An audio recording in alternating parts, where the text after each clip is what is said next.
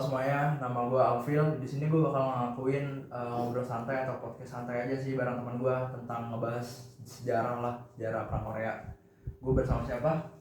Halo, nama gue Arya Dwi Lintang. Ya, di sini Arya itu emang teman gue dari SD.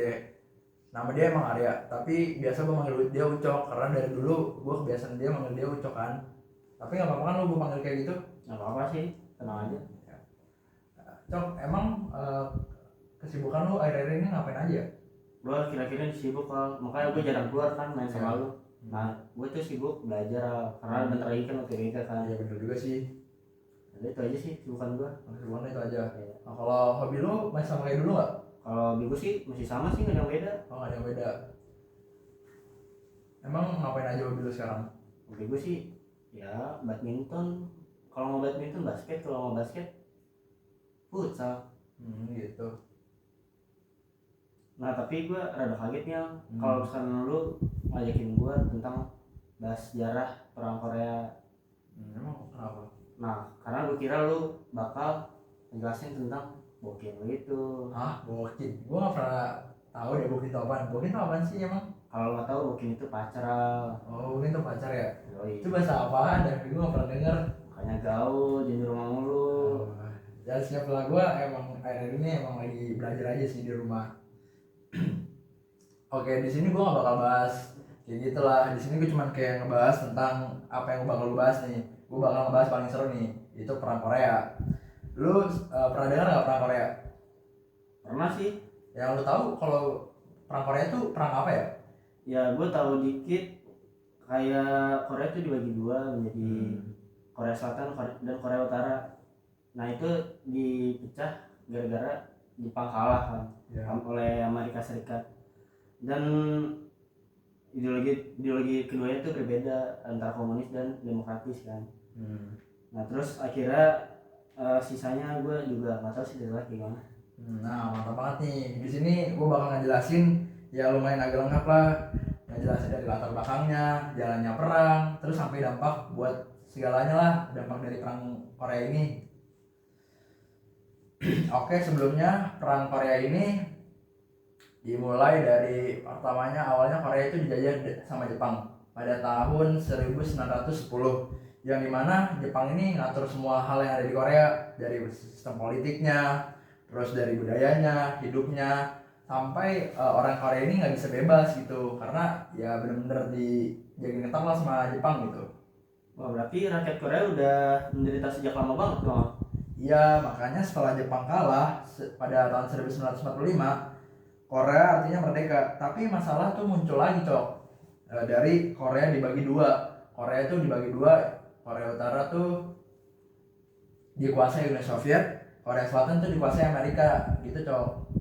Lah kok bisa dibagi dua kayak gitu ah? Kan baru aja merdeka dia. Ya emang kayak gitu sih. Emang dia kan baru merdeka tuh. Awalnya sih emang cuma sementara biar gampang transisi kekuasaan aja. Tapi masing-masing wilayah pandangan politiknya tuh berbeda, Cok. Jadi kayak perbedaan ideologi gitu.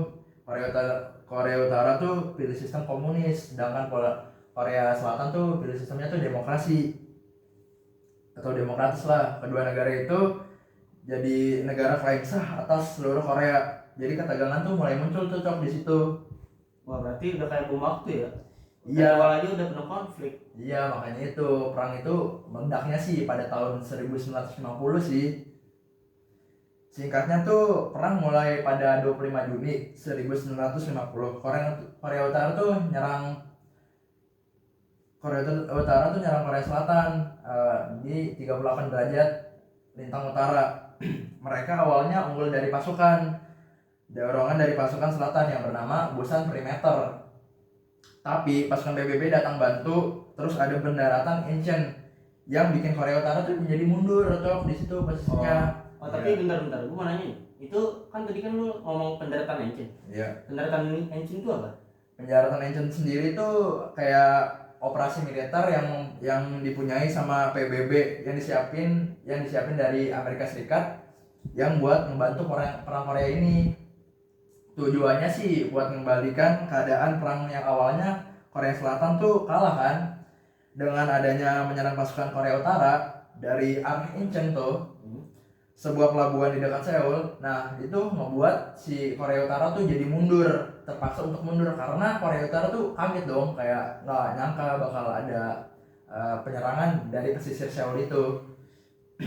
Oh berarti bolak-balik banget dong ya?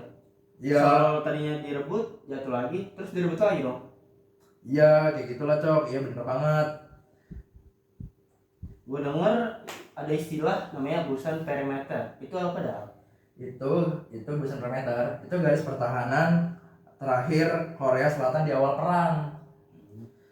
Kalau jatuh kemungkinan Korea Selatan bakal kalah total tuh di situ Cok.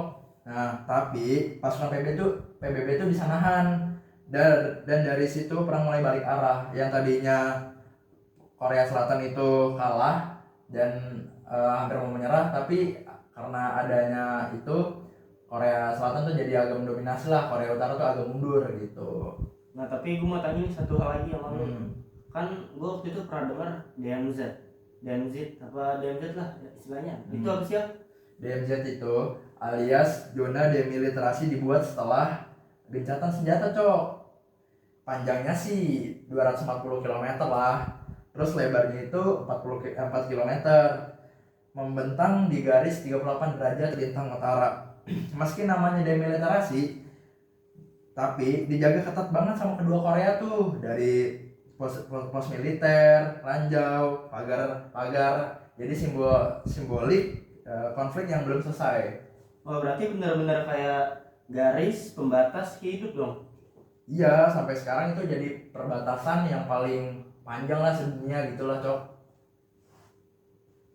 Nah, terus di sini tuh ada dampak besar banget lah buat semuanya gitu. Nah, yang pertama tuh ada dari sisi korban. Banyak warga-warga yang kehilangan nyawanya, terus keluarga-keluarga yang terpecah gitulah Cok. Wah berarti warga biasa juga dampaknya besar juga dong.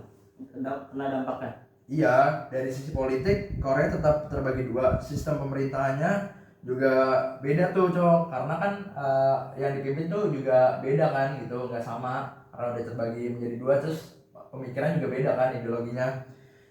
Sistem pemerintahan sama, kedagangan tuh sampai sekarang terus terjadi karena emang nggak bisa nyatu aja gitu.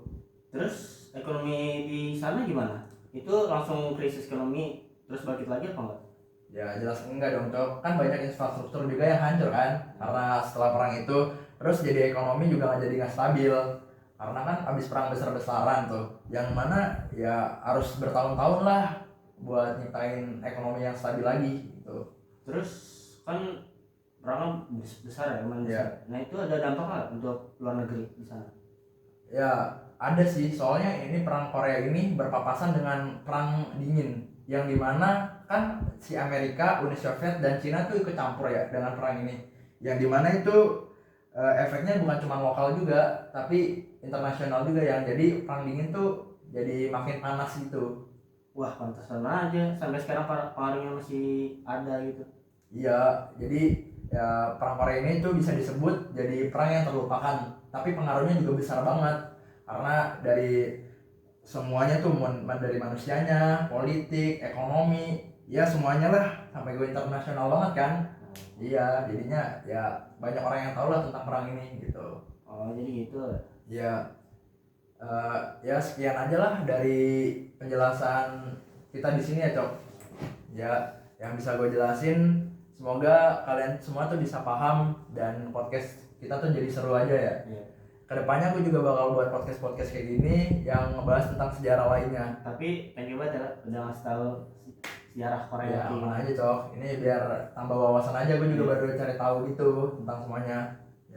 Ya sekian, sampai jumpa di podcast selanjutnya. See you next Ya, time. see you.